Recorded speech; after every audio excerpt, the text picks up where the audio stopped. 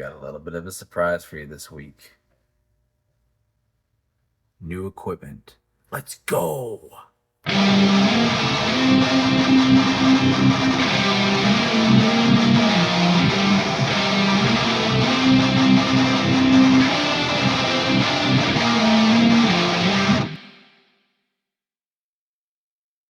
Hey everyone, welcome back to the channel.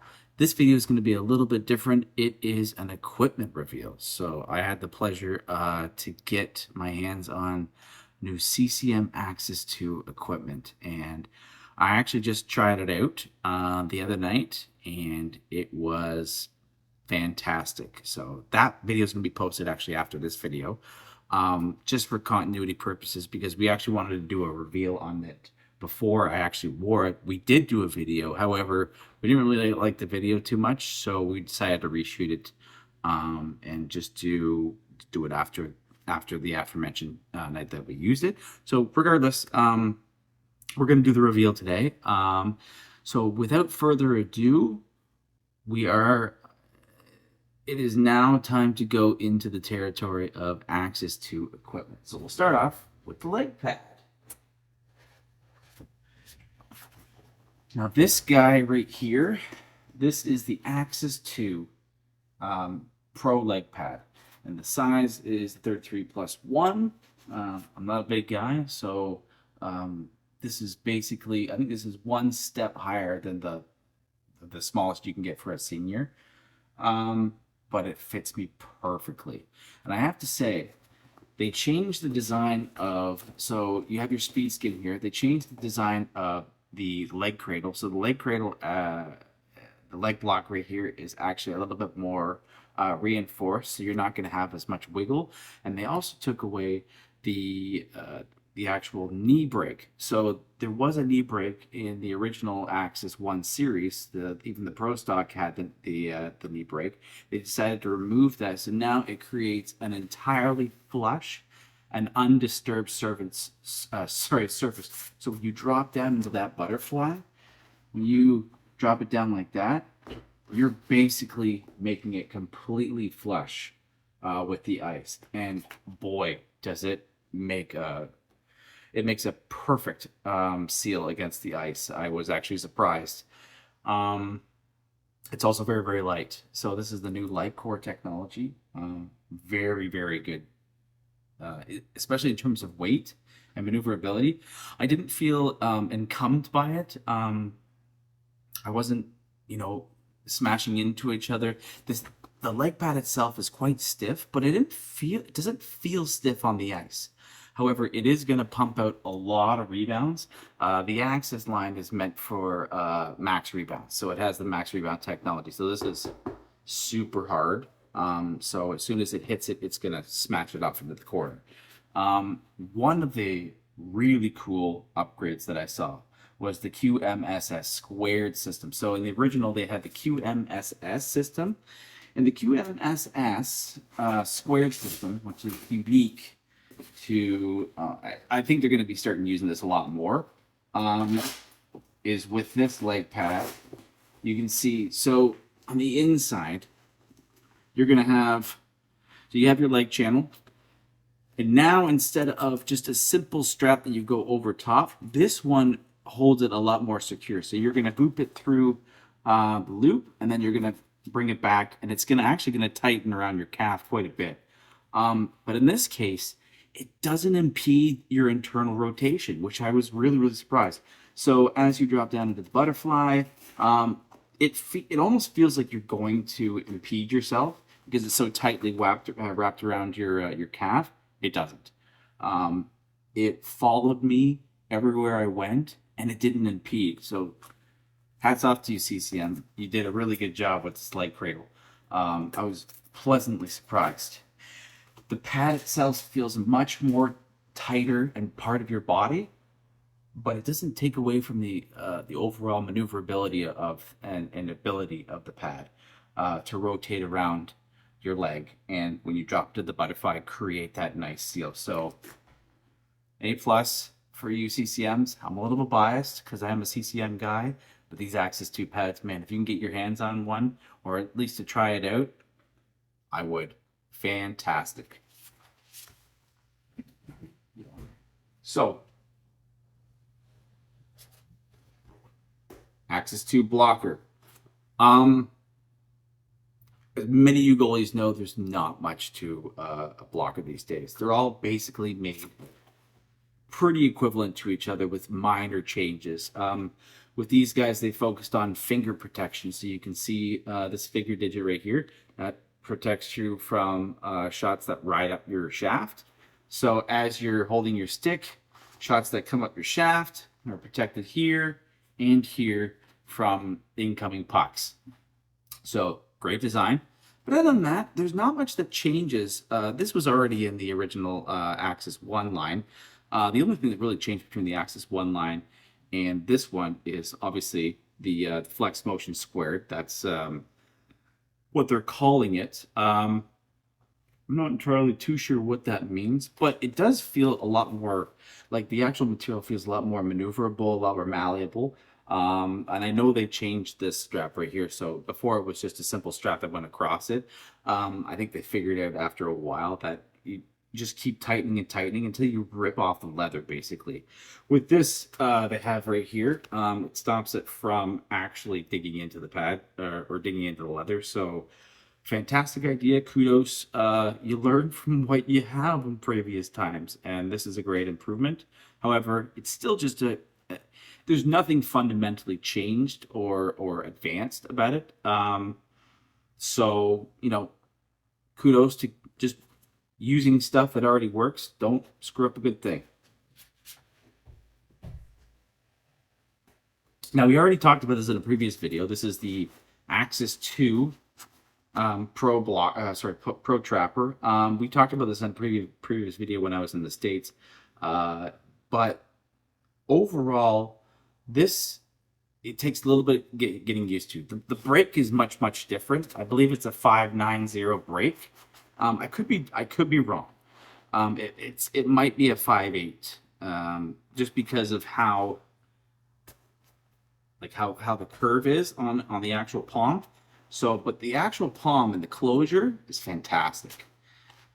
There's only one thing: you have to break this in. So you're gonna notice that when you start using this, even when I got shots ready, so you can see I got a couple shots here, and here. The puck kind of pops out the first time because a lot of this is really hard core. It's hard light core, which is the new material they use. So it'll hit that and it'll tend to bounce out unless you pocket the puck. So my advice obviously is first and foremost, you want to pocket the puck. But if you are going to, if you feel like you might not actually stop it, it's almost best to kind of tilt it downwards. So instead of it flying off, you can kind of guide it towards your body a little bit and maybe control that rebound a little bit more as you're getting used to it. But as you start to hit this skin, it becomes a little bit more soft, and that's going to allow that cushion to it'll roll into. If it hits there, it'll kind of roll into the pocket, which is kind of what you want. But it's also just getting used to that position of that pocket. It's just knowing where that pocket is going to be at any given time. So it takes something to get used to, but it's very comfortable. I'm a big proponent of the double T. I like to be able to, if I'm watching the puck coming in on me, I kind of be able to see it through that pocket a little bit. But also that it also provides a little bit more of the single T. I find has a little bit more bounce when the puck hits the back of the pocket. The double T actually provides more of like a flat surface, so that if the puck actually comes on its side, like if it hits it on that side, if it hits it straight on either its top or bottom, so the larger flat surface, it'll kind of just land there and tend to stay, which is a goaltender's dream, for not the puck to not pop out of your glove. We have one more reveal for you guys, and I am so excited to reveal this to you guys. I can barely contain myself. I had the pleasure of working with a company on a mask design. We had worked with them for about 6 months, consultations, getting the right perspectives, the right characters, the right feel, aura, everything encompassing everything. And it takes a good while. It's a lot of money. But if you're a goalie and you ever wanted to get your mask painted, you want to do something that reflects your soul. It reflects what you want, especially if you're putting the money into it. You want to do something that just it gives you this feeling of happiness and joy, and just good memories. Something that means a lot to you. So I had the chance to get this bad boy done. This is my new, it's a Bauer 960, super good protection. These guys did a fantastic job. So as you can see, they painted and glossed the cage as well. But it is a Final Fantasy themed. So we have a Malboro up here. We have a Toneberry with a Cactuar and a Chocobo with a Moogle. Basically all the characters you could hope for without crowding it. I was told not to crowd it, so I took their advice on it. But I just picked the characters that emanated, or just I recollect from the series more so than anything else. We also have Cloud's Buster Sword right here. We have Squall's Gunblade over here, and I was able to get my last name imprinted on here. That's a goalie staple, by the way, but it's written in same font as Final Fantasy, so I was pleasantly surprised by that. I did not ask for that. I got it, and I couldn't be happier. That was fantastic.